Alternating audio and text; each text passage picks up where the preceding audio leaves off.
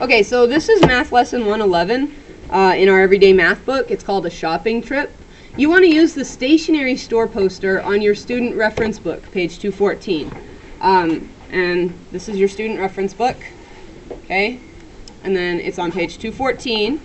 You're going to use the stationery store poster right over here on this page. Now, I know some of you also like to use the variety store poster. That's okay too. All right, you can use either side of this to get your information.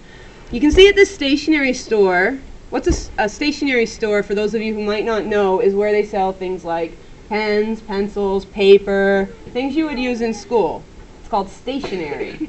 Okay, so this is a good word for you to know, stationery. And you have to use that on page 114 to do this. You want to list the items that you're buying in the space below.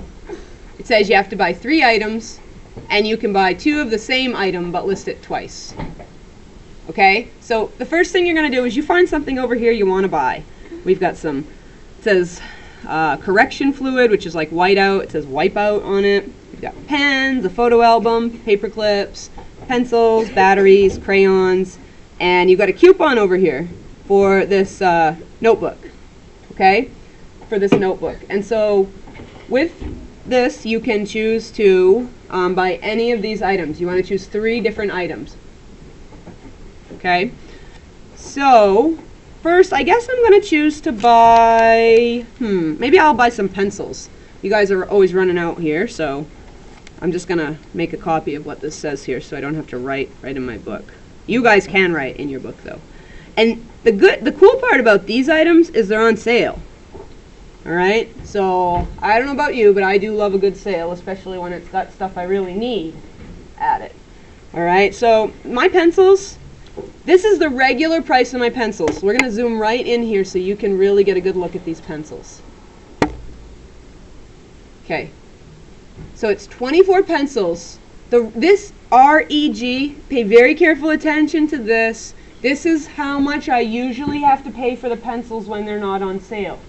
That's $1.89. And you see how this is a nice dollar and cents notation? We got $1.89. But this says it's a sale.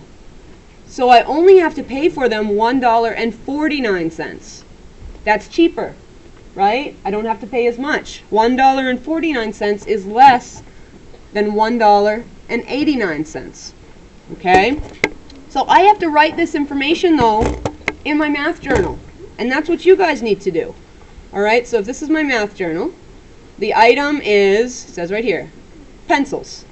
I'm going to write pencils. Okay, I write it, whoops, right there.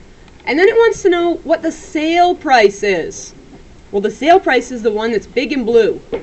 Okay, and that's going to be $1.49. Okay, you need to do 3 items.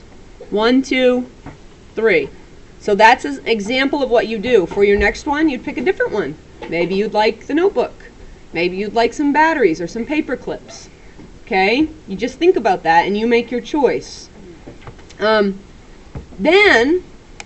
what this asks you to do is estimate how many dollar bills you will need to give the shopkeeper to pay for your items. Okay?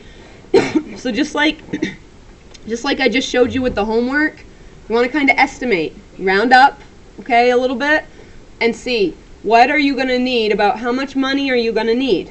Okay? It wants you to round up to the nearest dollar. Okay, so you write how many dollars. This says give the shopkeeper the dollar bills. Well, you don't need to do that. But you may have a partner for this, and you can work with your partner on this. You can then use the calculator. It says to calculate the total cost. Listen to this very carefully. This is an important instruction. Do not use the calculator until you've estimated. So don't skip the step of estimating how many dollar bills. Okay? So then the shopkeeper calculates the change you should be getting. So you say you need $9 bills. Let's say it comes to $8.63. You take your calculator. You're going to put 9, right? $9, which is going to be 9.00 minus 8.63. It tells you how much you owe, how much change you'll get back. All right, and then you guys are going to use your pennies, nickels, dimes, and quarters, and $1 bills to show the change you got from the shopkeeper. Now, those of you who can just draw those right in there and you don't need the change to touch, you don't need to come get change at all. Those of you who really would rather touch the change can get the change out and then write it right in here. Okay? If you finish that, I want you to move on to the try this, where Henry buys 1 pack of batteries and box of crayons. You're going to have to refer to your book for your batteries and the crayons. You'll find those on there. It wants to know, what's the regular price? What's the sale price? What's the total cost? Then you're going to have to do some subtracting to find the difference. Okay, what's the regular total? You've got to add these up. What's the sale total? Got to add these up and subtract them. How much did you save? So if you get that far, that's how that works. And then if you happen to move on to this page, page 21, get your coin collection or grab a handful of coins from the classroom collection. Please don't take the coins back to your seats. Okay, if you need coins, I want them to stay up around here. Just take out a few, count each kind of coin, give the total value for that kind of coin. So that's an activity that you can do if you finish this other side early. Add up all the values of your coins. It says you can use a calculator. Draw a picture of your total coins. Okay, then try this. You can move on to that if you have time. Explain how you'd enter your total amount on the calculator. How much money would you need to go up to the next dollar amount? Okay, so you think about that. And explain how you would go up to the next dollar bill amount without clearing your calculator. So this is only if you finished page 20. These are some other activities you can do and think about. Okay, so that is your everyday math lesson 111, and it's page 20 in your math journal.